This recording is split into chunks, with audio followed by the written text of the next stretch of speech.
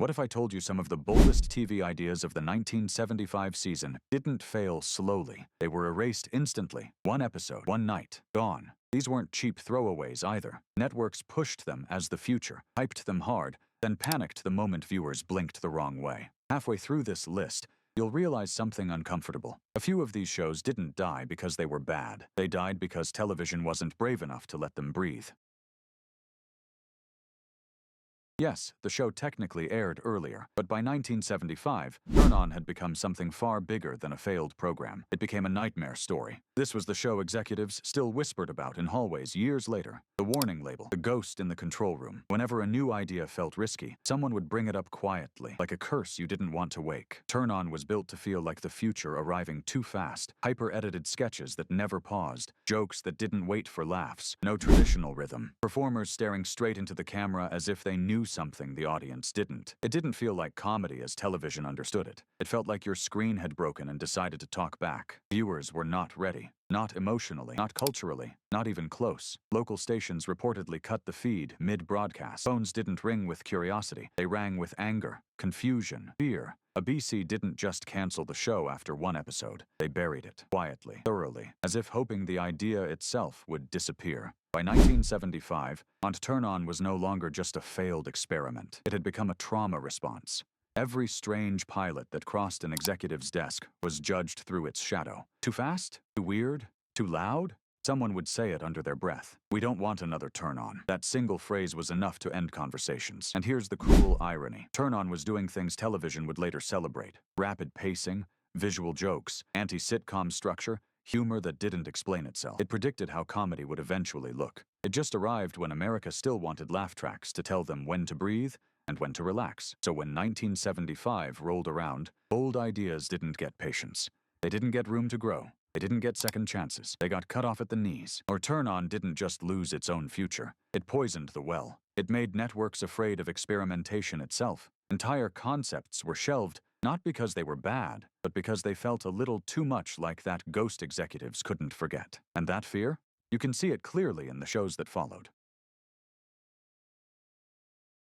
A BC thought this would be clever. A detective partnered with a malfunctioning android. Crime procedural meets futuristic comedy. On paper, it looked modern without being threatening. Technology was becoming part of daily life. Why not make it funny? Then it aired, and the tone split the room. Holmes and Yo-Yo didn't know whether it wanted to be parody or procedural. The robot wasn't sleek or impressive. He was awkward, glitchy, embarrassing. The jokes leaned broad. The concept leaned absurd. Viewers didn't quite understand the rules of the world they were watching. And when audiences don't understand the rules, they disengage. The premiere numbers weren't catastrophic, but they were uneasy. Affiliates questioned the direction. Advertisers weren't confident about long-term tone. A BC had other projects in development that felt safer, so they reacted quickly. Momentum died after the first broadcast. Promotion softened, but scheduling shifts signaled uncertainty. The show technically lasted beyond one episode, but the decision had already been made internally. It would not be protected. Holmes and Yo-Yo wasn't canceled because it was outrageous. It was canceled because it felt unstable. Television in the mid-70s didn't mind innovation. It minded confusion, and this show confused more than it reassured. So ABC blinked.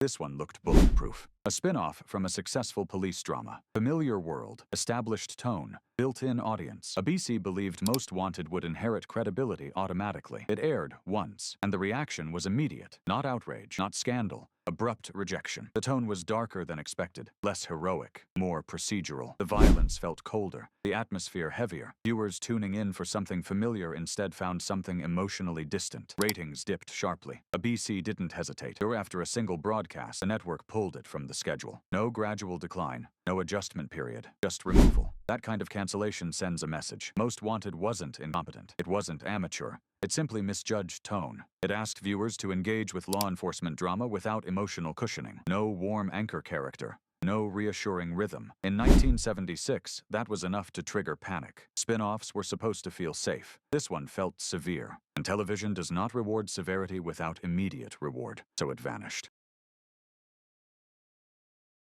On paper, this looked safe. Free for the Road seemed almost designed to reassure executives. A divorced father, 2 kids, a big recreational vehicle rolling across America, open roads, new beginnings. CBS believed they had found a warm, emotional series families could slowly grow into. Something gentle, something human. But here was the problem. In 1975, divorce was still something television pretended didn't exist. Or if it did exist, it was handled carefully, quietly, and usually off-screen. A background detail. A footnote, never the spine of the story. Free for the Road put it front and center. The first episode didn't try to distract viewers. It didn't rush to jokes. It didn't sugarcoat the situation. It was reflective, thoughtful, or a father trying to rebuild a life while keeping his children steady in a world that suddenly felt unstable. The tone lingered on uncertainty, on pauses, on moments that didn't resolve cleanly. That made people uneasy. Viewers didn't quite know what to do with it. Some thought it was too sad. Others thought it felt uncomfortably real. It wasn't the kind of show you half-watched while doing something else. It asked for attention and patience. CBS watched the reaction and immediately lost confidence. Instead of letting the story find its footing, the network panicked. There was no attempt to adjust the tone, no effort to explain what the show was trying to do. One episode aired, then silence. What killed Free for the Road wasn't outrage. There were no angry phone calls, no public backlash. It was something much quieter and far more dangerous. Awkwardness. The show forced audiences to sit with a family that didn't snap back together in 30 minutes. No neat lesson, no emotional reset button, and that scared executives more than low ratings ever could. CBS wanted reassurance. They wanted proof that viewers would feel comforted by the story. What they got instead was honesty. And honesty, in that era of television, felt like risk. The irony is sharp. Road trip dramas would later thrive. Stories about broken families, rebuilding lives, and emotional uncertainty would become normal television. Audiences would embrace them. But in 1975, Free for the Road walked ahead of the crowd, and television punished it for arriving too early. This show wasn't canceled because it failed. It was canceled because it showed up before the medium was ready. And television has never been kind to stories that arrive early. CBS thought this one was bulletproof. Executive Suite came wrapped in confidence. Big offices, big egos, big money energy without ever saying the word money too loudly. It was sold as smart television for adults who wanted something sharper than family comedy, but cleaner and calmer than street-level drama. Prestige without discomfort. That was the pitch. Then the pilot aired, and the reaction was immediate. Cold, distant, heavy. Viewers didn't turn against it. They didn't flood the network with complaints. They didn't argue about it the next day. They simply didn't care. And for CBS, that was worse than hate. Executive Suite lived almost entirely in boardrooms. Conversations about power, quiet shifts in control, ambition treated as strategy instead of excitement. It wasn't flashy. It didn't chase big moments. It trusted stillness. It assumed the audience would lean in because the material was serious. They didn't. There was no warm entry point, no obvious character to latch onto, no emotional release at the end of the hour. The show felt clinical, like a case study instead of a story. To some viewers, that felt impressive. To most, it felt distant. Inside the network, a phrase started circulating fast. Dead on arrival. And once that phrase appears, the fight is already over. Even though the series technically existed on paper for a short time, its fate was sealed after that first broadcast. There was no promotional push, no effort to reframe it, no patience to see if it might grow. Executive Suite was quietly sidelined and never given the space to find its rhythm. That's what makes this cancellation sting. This exact format would soon dominate television. Corporate drama, power games, long arcs, slow burns, stories that trusted audiences follow subtle shifts instead of big speeches. A few years later, viewers would eat it up. But in the mid-1970s, networks still wanted comfort. They wanted familiar faces, stories that wrapped up neatly, television that reassured instead of confronted. Executive Suite refused to play nice. It treated ambition like a disease instead of a dream. It showed power as something quiet, isolating, and hollow. That made executives uncomfortable in a way they did not want reflected back at them on screen. So after one episode, the show lost its future, not because it failed, because it told the truth about where power actually lives. CBS CBS framed this as thoughtful police drama. Delvecchio centered on a working-class detective balancing street cases with personal life. The pitch was grounded realism, emotional weight, character study over spectacle. It aimed for texture instead of pace. Then the premiere aired, and viewers hesitated. The tone was muted. Conversations lingered. The lead character was introspective rather than dominant. The show trusted atmosphere over action. It assumed audiences would lean into nuance. Most didn't. The ratings weren't disastrous. They were flat. And flatness is dangerous. Flatness gives executives no argument to defend patience. CBS began adjusting quickly. Less promotional emphasis, strategic repositioning, signals that confidence was already thinning after episode 1. Delvecchio wasn't yanked dramatically. It was quietly deprioritized. What hurt the show wasn't quality. It was timing. The police dramas were shifting toward faster pacing and clearer heroes. Delvecchio offered complexity instead, ambiguity instead of certainty. Television in that moment wanted clarity. The show delivered contemplation, and contemplation rarely survives when executives demand instant proof. So once again, after a single episode, the energy drained, not because it failed loudly, because it failed to reassure. And in 1976, reassurance was everything.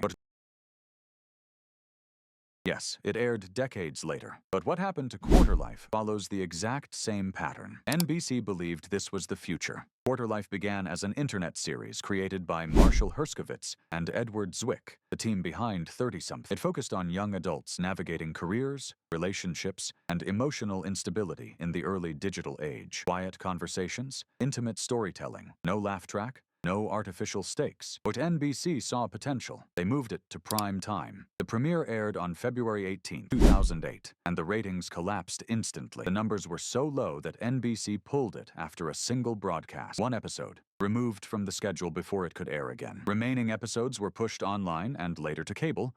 It became one of the most infamous one-episode cancellations in modern network history, and you can find the documentation everywhere. Industry trades and ratings reports.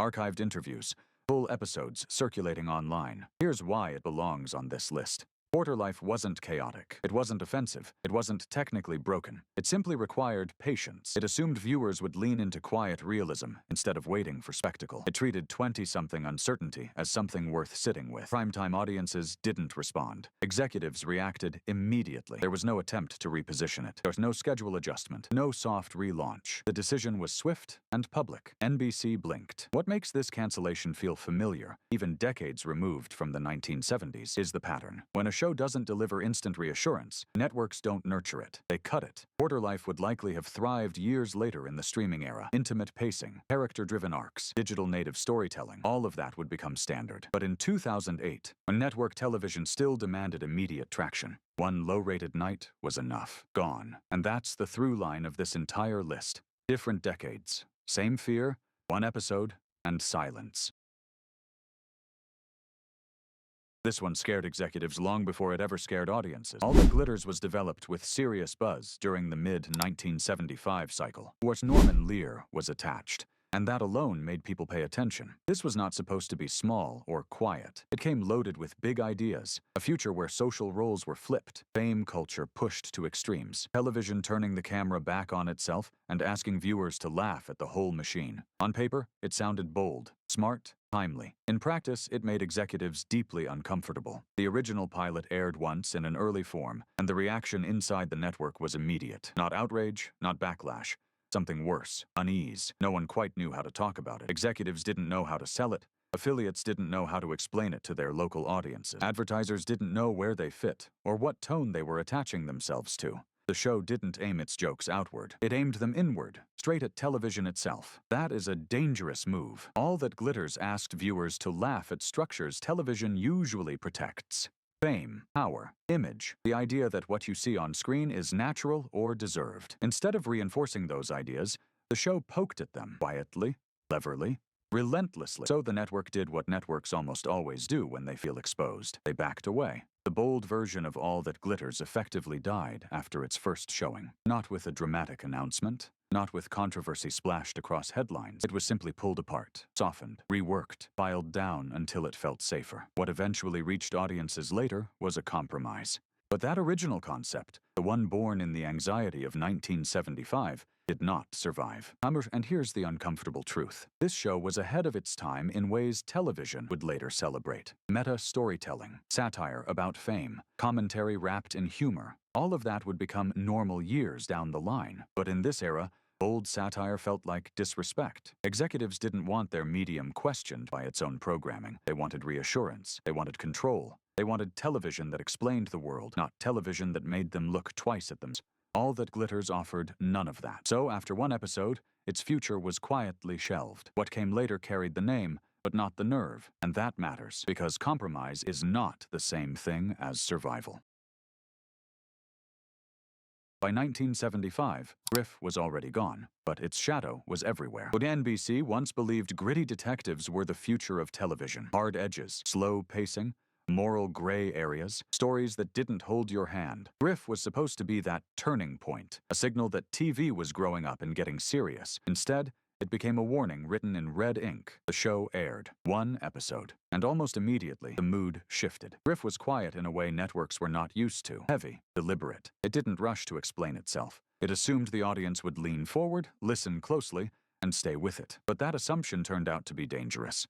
Viewers leaned back instead. Some were unsure what they were watching. Others felt disconnected. Ratings dipped just enough to make executives nervous, and nervous executives don't wait. NBC didn't just cancel Griff. They remembered it. And by the time 1975 arrived, Griff had become shorthand inside network meetings, a reference point, a cautionary tale. Any pilot that felt moody, restrained, or serious was instantly compared to it. Too slow. Too heavy, too thoughtful, sounds like Griff. And once that comparison landed, the decision was already made. Several 1975 shows were pulled after a single episode, not because viewers rejected them, but because they reminded executives of Griff. They triggered a memory, and that memory carried fear. Griff proved something networks hated admitting. Realism without reassurance was scarier than chaos. A loud failure could be explained away. A quiet one lingered. Griff didn't collapse in flames. It faded, slowly, awkwardly, and that made it impossible to forget. So even though Griff didn't technically air in 1975,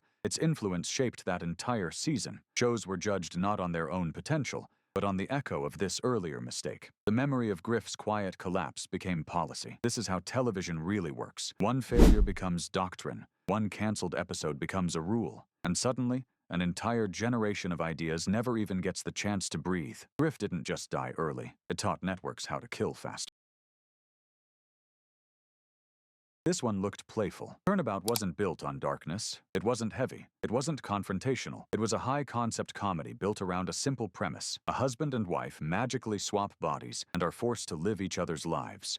On paper, it sounded harmless, marketable, relatable, safe. But here's what made it dangerous. Turnabout didn't just use the body swap premise for jokes. It exposed discomfort, gender expectations, or domestic imbalance, workplace assumptions. It asked audiences to laugh and then quietly notice what wasn't fair. That subtle edge made executives uneasy. When the first episode aired, the response was immediate and complicated. Viewers were intrigued by the premise, but the tone felt unstable. It wasn't broad enough to be pure slapstick. It wasn't sharp enough to be full satire. It lived in an awkward middle space where comedy brushed up against social commentary, and middle spaces are risky. Like the ratings weren't catastrophic. They simply lacked conviction. No explosive enthusiasm, no immediate loyalty, just hesitation. Networks do not reward hesitation. After the premiere, momentum stalled, promotion softened, confidence thinned. The show wasn't dramatically attacked. It wasn't controversial in headlines.